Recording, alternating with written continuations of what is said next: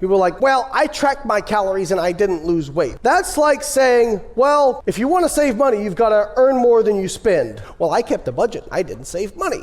Okay, that doesn't mean anything. A budget is simply a tool, just like tracking your calories is a tool. Tracking your calories is a tool. This is a physiological law. If you put carbons into your body, they have to go somewhere. They don't flitter off into oblivion.